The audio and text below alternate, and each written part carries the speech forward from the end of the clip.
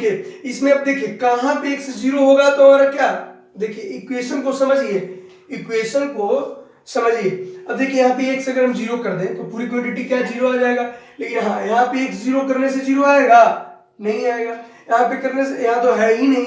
तब ग्राफ की बात करते हैं, एनर्जी वर्सेस x ग्राफ, यही हमारा एनर्जी वर्सेस x जो ग्राफ आ गया, पे आ गया। बहुत ही अच्छे तरीका से हमने आपको एसएचएम पढ़ाया है। इस ग्राफ को समझिए, बहुत ही इंपॉर्टेंट और अहम रोल अदा करता है आपका। चलिए एसएचएम के बारे में, simple harmonic motion, SHM, SHM simple harmonic motion, simple harmonic motion. देखिए होता क्या है, जैसे देखिए आपने पढ़ा था, एक फिक्स रिपीट करेगा, एक ही मोशन को वो बार बार रिपीट करेगा। यानी देखिए यहां से अगर कोई पार्टिकल को हम छोड़ेंगे तो यहां से यहाँ आएगा, यहाँ जाएगा, ये रिपीट करेगा, रिपीटिंग मोशन, यानी बार बार एक ही चीज को ये रिपीट करेगा। तो हम समझेंगे कि क्या है, ये हमारा सिंपल हार्मोनिक मोशन होगा। ट्रांसलेशनल पढ़ते थे, रोटेशनल पढ़ते थे, यहाँ पे हम बात करेंगे सिंपल हार्मोनिक मोशन। तो इसमें इक्वेशन होता है, equation of motion, equation of जो मोशन है, इक्वेशन ऑफ जो मोशन है वो x होता है। क्या होता है, इसका जो फार्मूला है उसको हम देखेंगे क्या होता है। x इक्वल टू होता है a sin omega T plus five, a sin omega T plus five होता है। अब इसमें देखिए x क्या है, तो x आपका डिस्प्लेसमेंट हो गया, यानी कहाँ से, ये जो इक्विलिब्रियम पॉइंट है यहाँ से, या फिर मिड पॉइंट कहिए, यहाँ से जो डिस्टेंस जो हमारा मेजर कर रहे हैं, जो हम मेजर करेंगे वो हमारा क्या हो जाएगा x, a जो एम्पलीट्यूड है, x हमारा क्या हो जाएगा, डिस्प्लेसमेंट हो जाएगा। और यहाँ पे जो a है, a जो हम लेंगे एम्पलीट्यूड लेंगे, एम्पलीट्यूड लेंगे। देखिए एम्पलीट्यूड, देखिए इसका मतलब होता है मैक्सिमम डिस्प्लेसमेंट, मैक्सिमम, यानी ए जो हम इधर मेजर करने वाले, इधर निगेटिव में जाएगा और इधर पॉजिटिव में जाएगा। तो ए जो हम मेजर करेंगे तो मैक्सिमम डिस्प्लेसमेंट आता है। यानी देखिए एम्पलीट्यूड, जो यहाँ पे जो अगर हम पार्टिकल को लाए तो यहाँ से यहाँ गया, एक बार गया, फिर यहाँ से यहाँ आएगा, फिर यहाँ जाएगा, यानी यहाँ आएगा, यानी 1/4, यानी फोर्थ हुआ, यानी 1/4 यहाँ गया, फिर 1/4 इधर आया, 1/4 इधर गया, 1/4 इधर आया, और ये मिड पॉइंट। तो जब भी हम मेजर करेंगे तो कहाँ से मेजर करेंगे, इस मिड पॉइंट से, यानी इक्विलिब्रियम पॉइंट से यहाँ से मेजर करेंगे। ओमेगा क्या हो जाएगा, ओमेगा आपका हो जाएगा एंगुलर फ्रीक्वेंसी, एंगुलर फ्रीक्वेंसी हो जाएगा, एंगुलर फ्रीक्वेंसी ओमेगा हो गया। अच्छा फाई, तो ये फाई आपका हो जाएगा फेज एंगल, फेज एंगल हो जाएगा। इसमें देखिए क्या है, x जो है वो वेरिएबल होगा, x जो होगा वेरिएबल होगा, चेंज होगा यहाँ पे, लेकिन हाँ यहाँ पे जो एम्पलीट्यूड है वो क्या है, कांस्टेंट है। अरे जो मैक्सिमम जो डिस्टेंस, यहाँ पे मैक्सिमम जो आपका डिस्प्लेसमेंट कवर करेगा, यहीं से कवर करेगा ना, यानी ये पॉइंट यहाँ से जाएगा, फिर यहाँ रिपीट करेगा। तो यही एक ही रिपीटिंग मोशन, एक ही पाथ पे अगर वो रिपीट कर रहा है वो मोशन, वो हमारा सिंपल हार्मोनिक मोशन कहला जाएगा। तो ये आप समझ रहे होंगे कि जो हमारा, आप समझ गए, एक हमारा क्या हो जाएगा, डिस्प्लेसमेंट हो जाएगा, कहाँ से, आपका मिड पॉइंट से, या फिर इक्विलिब्रियम पॉइंट कहिए, एट टाइम टी जो भी पे। ये हमारा क्या हो जाएगा, एम्पलीट्यूड। हाँ स्मॉल ए लेंगे तो एम्पलीट्यूड मेजर होगा, अगर कैपिटल यहाँ पे यूज हम करेंगे तो हम एक्सेलरेशन लेंगे, क्या लेंगे, एक्सेलरेशन फाइंड करेंगे। अब देखिए ओमेगा है तो एंगुलर फ्रीक्वेंसी, अब हमने पढ़ा था ना, ओमेगा इक्वल टू क्या है, 2π/t, 2π/t हो जाता है। तो अगर हम t 2π/t, तो t इक्वल टू क्या हो जाएगा, 2π ओमेगा होता है। तो ये सब आप जानते हैं। तो देखिए ये जो हमने जान लिया था कि ये जो इक्वेशन है, ए sin ओमेगा t प्लस 5, इसी को हम अगर ये क्या एक्स हो गया तो dx अपॉन dt करेंगे, t के रिस्पेक्ट में अगर डिफरेंशिएट करेंगे तो वेलोसिटी आएगा, फिर वेलोसिटी को हम dv अपॉन dt करेंगे तो हमारा एक्सीलरेशन आ जाएगा। उसको जानने से पहले हम जान लें फेज एंगल कैसे फाइंड करते हैं, उसको देखेंगे। फेज एंगल फाइंड करने का सबसे जो बढ़िया जो तरीका है वो हम आपको बताने वाले हैं। देखिए फेज एंगल में होता क्या है, जैसे ए वाला जो पॉइंट है, ए देखिए यहाँ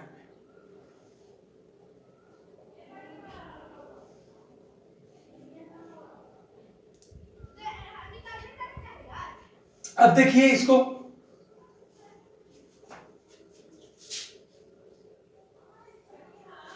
ये फर्स्ट कोऑर्डिनेट हो गया, सेकंड कोऑर्डिनेट हो गया, थर्ड कोऑर्डिनेट हो गया और ये फोर्थ कोऑर्डिनेट हो गया। यहाँ पे एम्पलीट्यूड होगा, यहाँ पे नेगेटिव जो भी है। अभी समझ रहे हैं ना इस चीज को, एम्पलीट्यूड मैक्सिमम डिस्प्लेसमेंट। अगर यहाँ देखिए अगर ये पार्टिकल यहाँ से यहाँ जाएगा यानी कुछ ऐसे जाएगा, डायरेक्शन रहेगा। अगर ये यहाँ ये जो इक्विलिब्रियम पॉइंट है इसको मिड पॉइंट से भी कहेंगे कि जो आपका मिड पॉइंट है, तो यहाँ से अगर कोई पार्टिकल यहाँ जाएगा तो किस में रहेगा, फर्स्ट कोऑर्डिनेट में रहेगा। देखिए ऊपर जा रहा है ना, किधर जा रहा है, ऊपर जा रहा है, ये ऊपर जा रहा है। अब क्या है यहाँ के बाद फिर ये क्या करेगा, यहाँ इधर रिपीट करेगा, तो इसका मतलब ये नीचे आएगा। तो जब ये ऊपर जाएगा तो किस कोऑर्डिनेट में रहेगा, फर्स्ट कोऑर्डिनेट में रहेगा।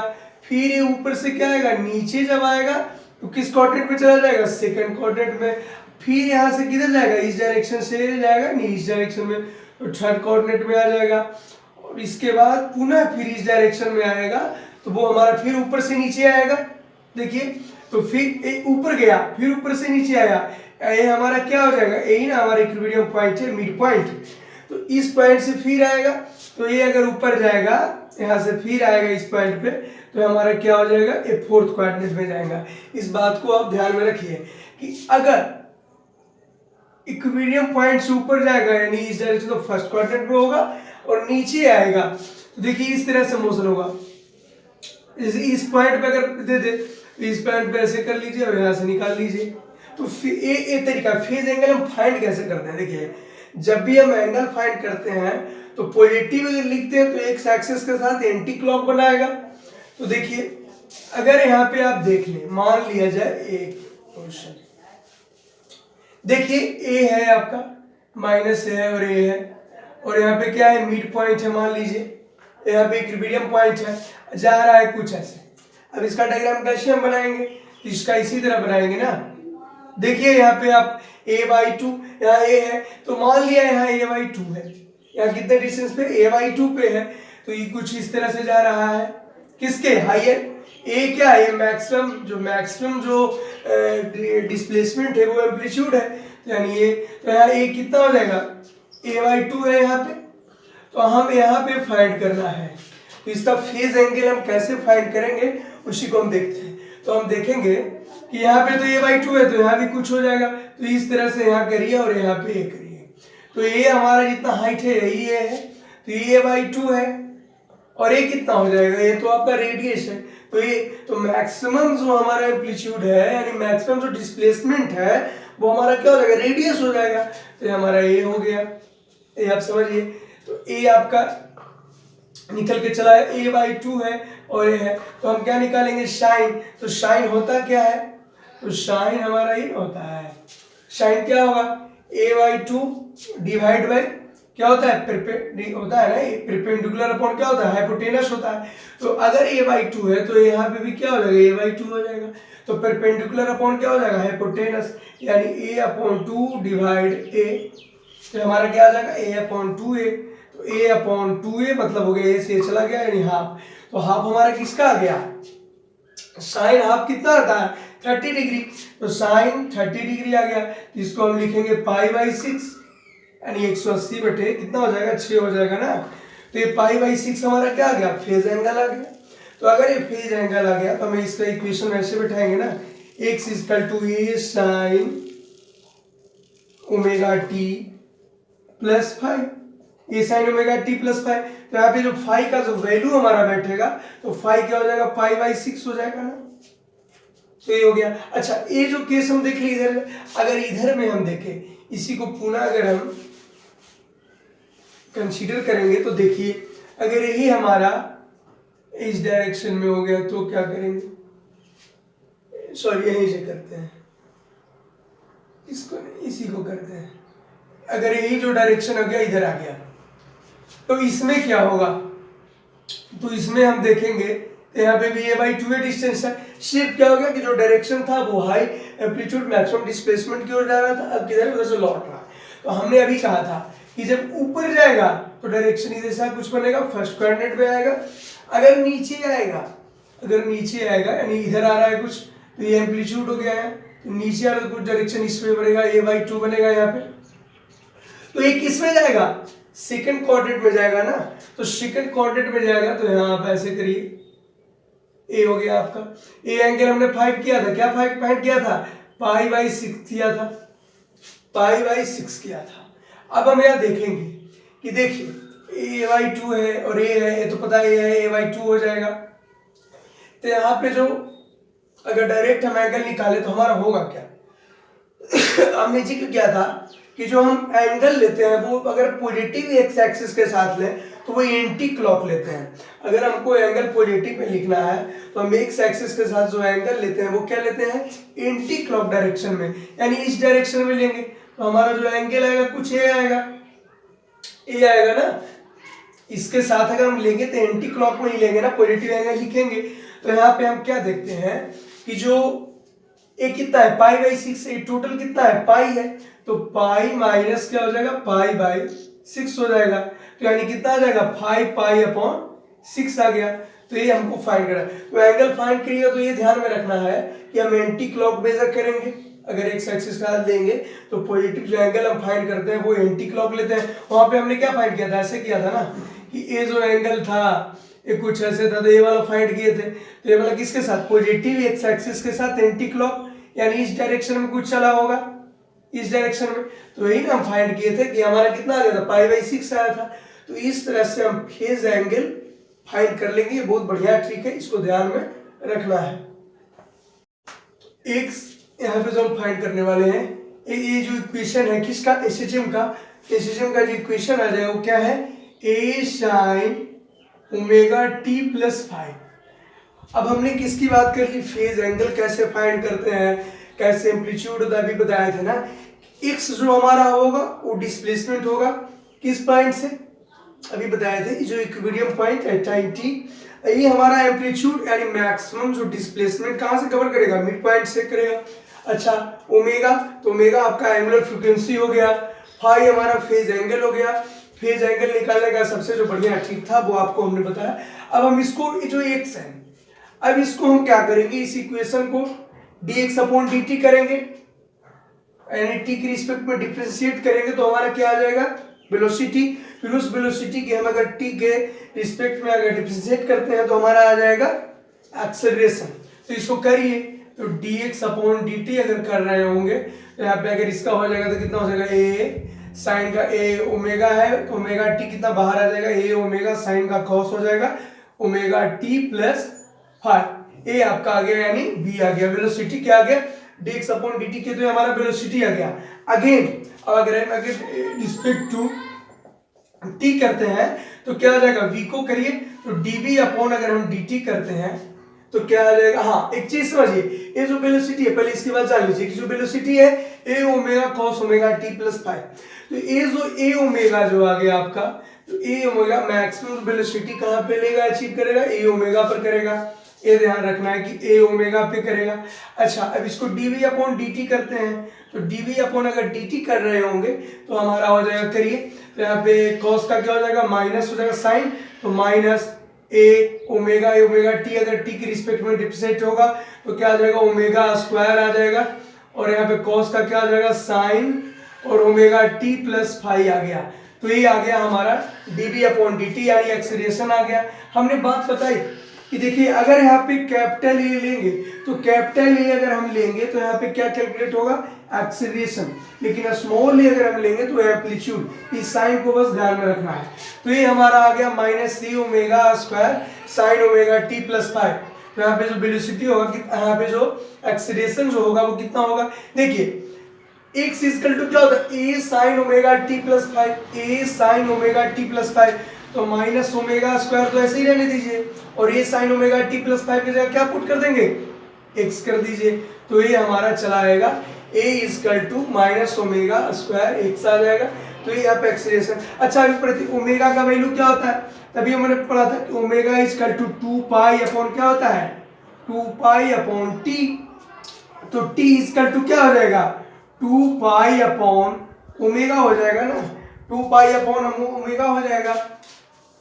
अब देखिए अच्छा a इक्वल टू क्या हो गया माइनस ओमेगा स्क्वायर एक्स हो गया, तो माइनस ओमेगा स्क्वायर एक्स, तो मैं देखिए नेगेटिव नहीं है, अगर हम कैलकुलेट करें फिर नेगेटिव को हटा देते हैं तो हम क्वेश्चन करेंगे तो देखिए ओमेगा स्क्वायर इक्वल टू क्या हो जाएगा a अपॉन एक्स हो जाएगा, तो ओमेगा इक्वल टू क्या हो जाएगा a अपॉन एक्स आ गया, तो ये आपका इस तरह से हो गया। अच्छा और क्या होता है, अगर ओमेगा हम कैलकुलेट देखो और फार्मूला में ओमेगा का लेते हैं कि अगर ओमेगा होगा तो अपन k अपॉन m होता है ना, ये ओमेगा क्या होता है k अपॉन m होता है, ओमेगा स्क्वायर का जो वैल्यू होता है वो k अपॉन m होता है।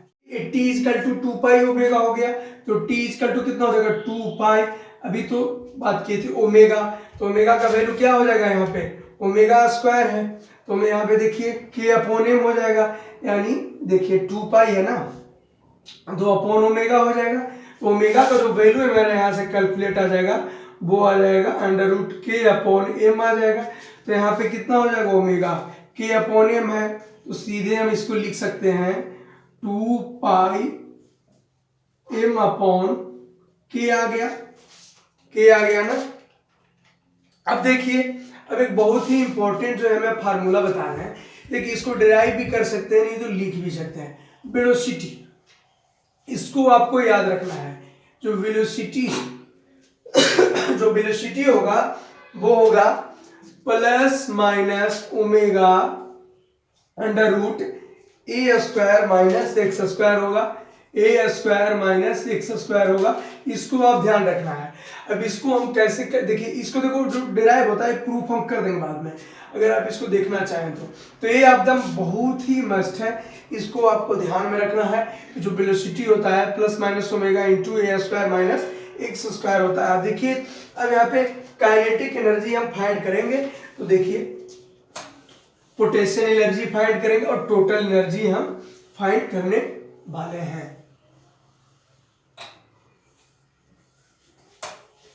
तो देखिए